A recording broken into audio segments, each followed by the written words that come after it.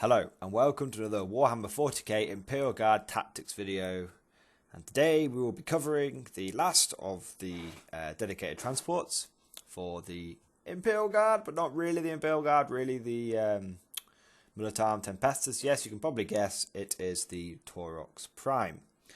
Now in the last video I covered the Chimera and the Taurox, and I had a little bit of a love affair with the Chimera and splurged out all my history and why I love it and why I think it's the best transport ever in the whole of 40k. Anyway, we're not going to go over that again, and I also went on about how terrible I think the Taurox, or the basic Taurox is. It would be great, I'm not going to go into it, but it would be great if it was the same price as a Rhino, but it's not the same price as a Rhino, and therefore it's terrible. But now we're going to cover the Taurox Prime, which is actually, despite all the history I have with the Chimera, it's actually almost my joint favourite tank with the Chimera. It's just under there, and I reckon it's only just under there just because it doesn't have the history that I have with the Chimera.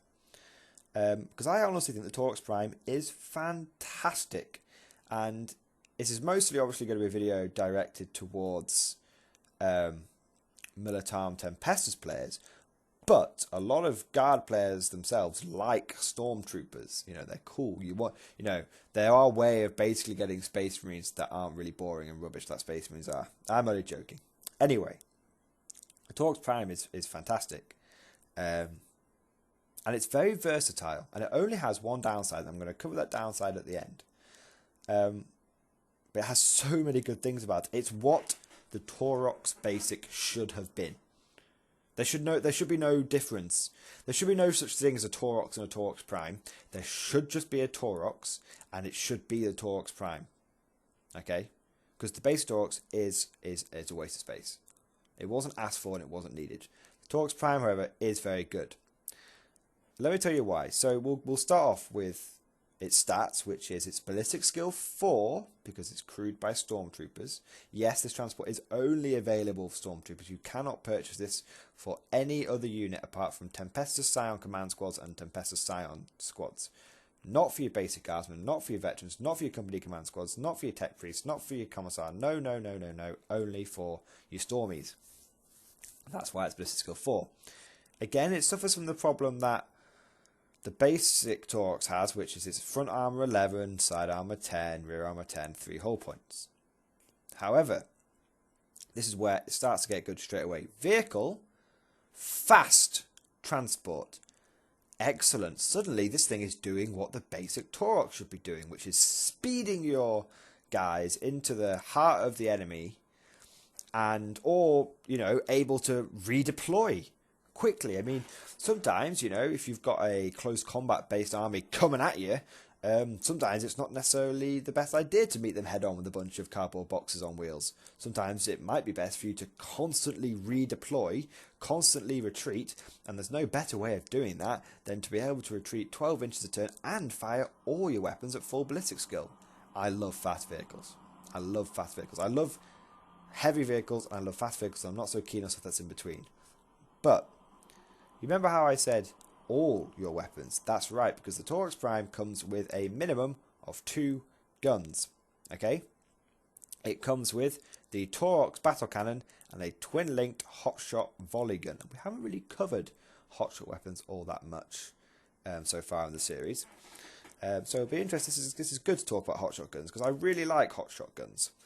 And its transport capacity is 10 models. And it has all-terrain APC. The all-terrain APC is actually good in this case because you're going to be going 12 inches either backwards or forwards. And in both cases, you don't want to get stuck on terrain because you either want to get there quickly and not get slowed down, or B, want to be able to retreat without snagging your tyre on a bit of wall and then your Scion's getting munched by a close combat unit. But the 10 model transport capacity isn't really a big deal anymore, because most of the time you're going to be running your Scion squads as 5-man units, even in Taurox Primes. Because the thing with Scions is that there's a 5-man squad, but you get 2 special weapons, and there's no real point in adding too many extra guys onto that basic 5-man squad, because the only reason you're really taking them is for all the special weapons you can get. I mean, it's quite nice and cheap to have a Scion squad for 90 points with 2 melter guns. That's quite cheap and disposable. You know, you can, pay 90 points to basically get rid of someone's tank. That's good. So you don't really want to be spending loads of additional points to beef up your Scion squad. So the reduced transport capacity of only 10 models rather than the Chimera's 12 is not a big deal with the Taurox Prime, because you won't be taking as many men in it anyway. Now, the Taurox Prime comes, in my opinion, in two loadouts. Loadouts is the right word. It's either the Daka Prime or the Punchy Prime, or the AT Prime.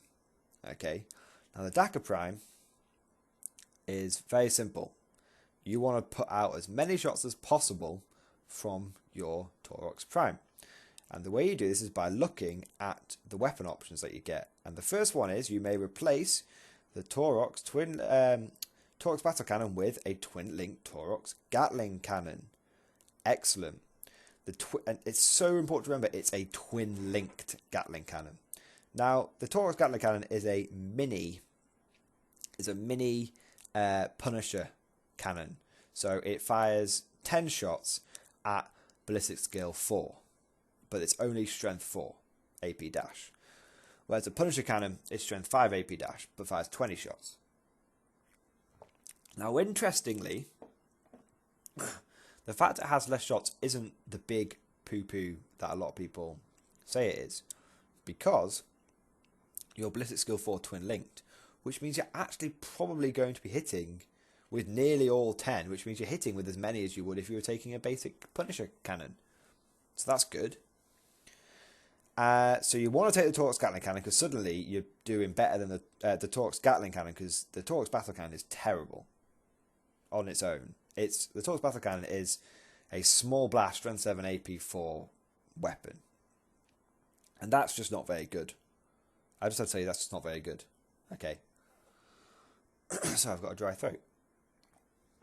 So you take the Taurox Gatling cannon, good, and then you keep the twin-linked hotshot volley gun, because that means you're putting out 14 shots from one vehicle, and you can fire all of them all the time, because you're a fast vehicle.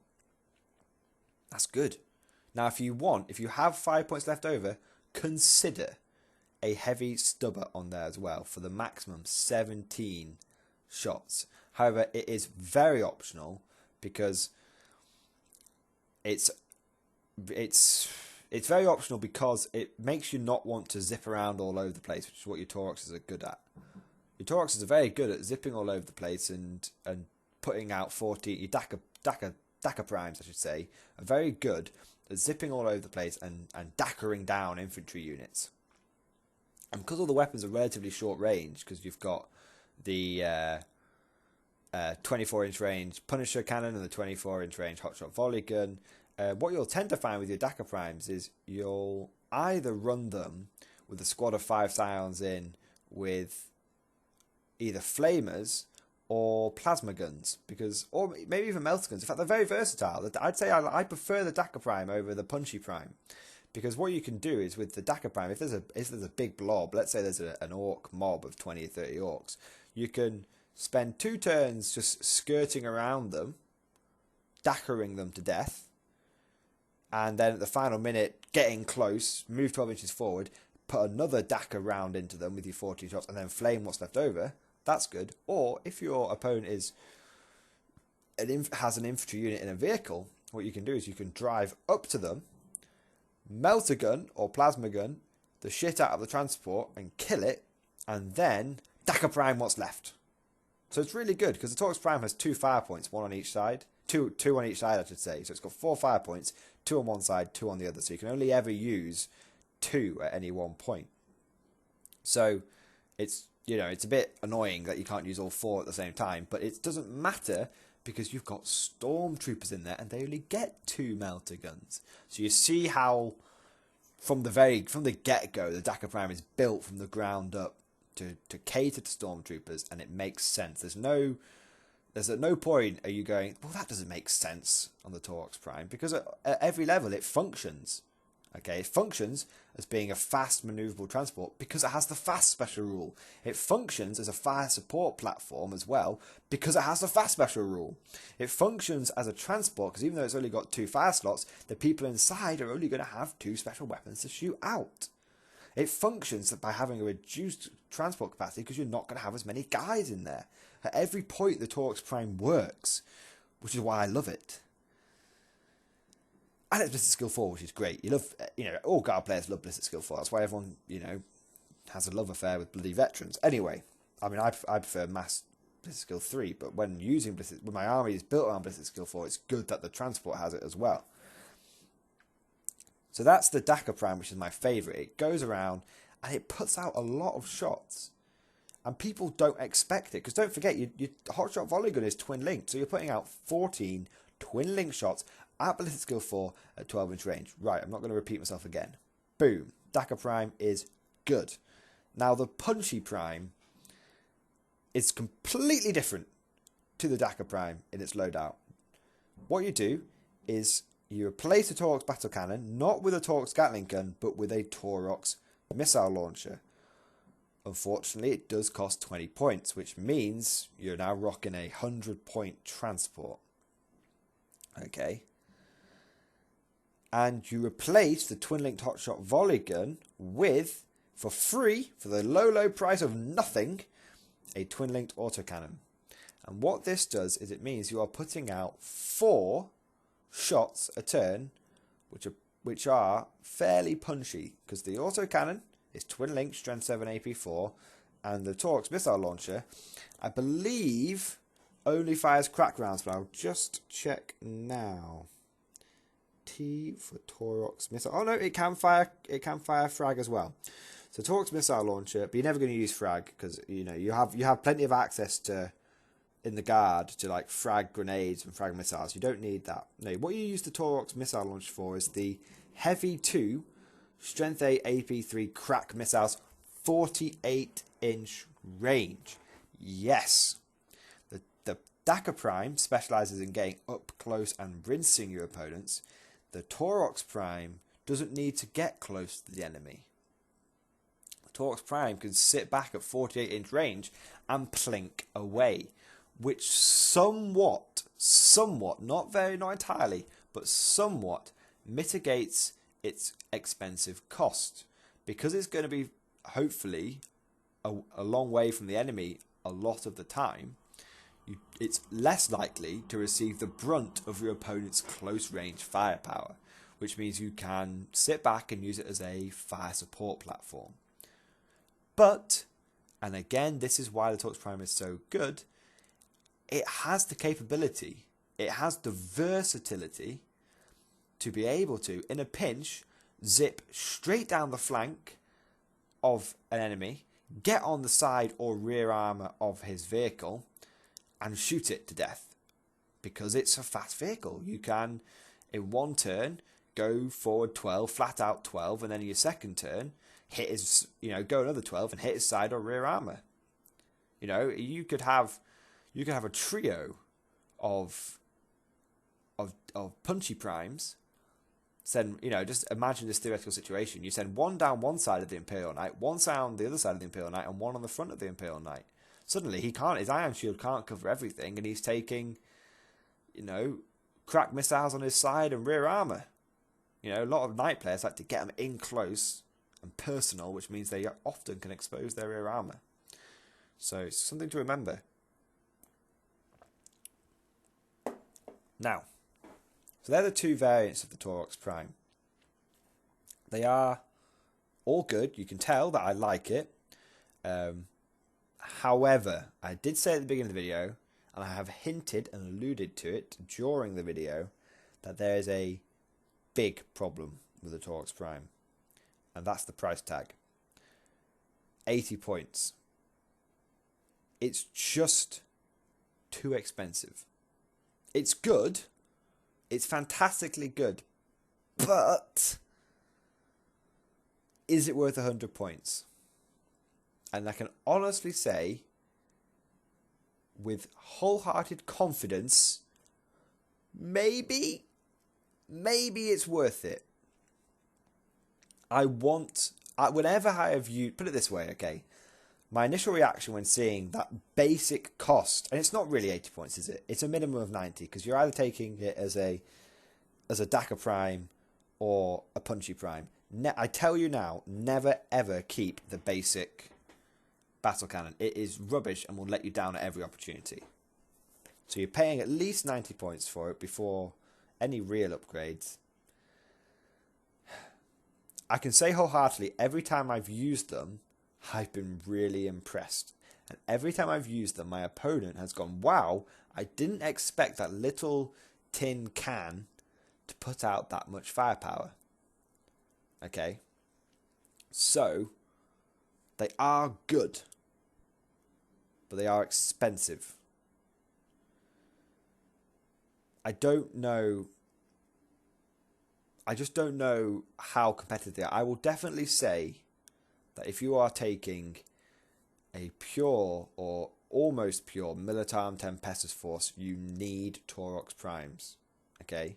They are better than Valkyries because they start off on the board, they've got more firepower, and they're more versatile. However, if you're not playing Stormtroopers, if you're playing traditional, good old-fashioned Imperial Guard, I would probably say take the Chimera. Okay? And the reason for this is the Chimera fits in with the whole Guard playstyle of rolling forward 6 inches a turn, methodical, momentum going forward, and it's got that front armor 12, which means it can sit comfortably in between a couple of Liebenrusses and still keep up the wall of armor if you're going that way. Or it can just be generally very resistant. Armor 12 is big.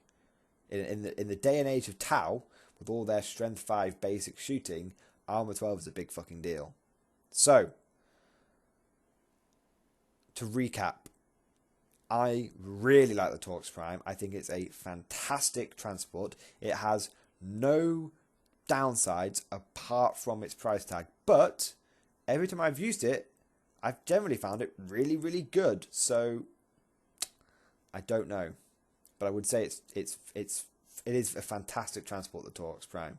It's a hidden gem. Not many people use it, but those people who do use it love it. Okay? And don't forget, one last thing I want to say about Taurox Prime is, if you take it as part of a Stormtrooper CAD on their own little codex, it becomes objective secured, and there's nothing like winning Maelstrom games because you have a bunch of fast, objective secured transports sitting on or near objectives and just claiming them constantly. Getting the Maelstrom points, or Eternal War, capping all the objectives at the end with OBSEC fast transports. Can't go wrong with that. So honestly, I would say the Taurox Prime is great. It puts the basic Taurox to shame, and it would be a very, very, very good competitor for the Chimera if it was just 10 points cheaper, 20 points cheaper.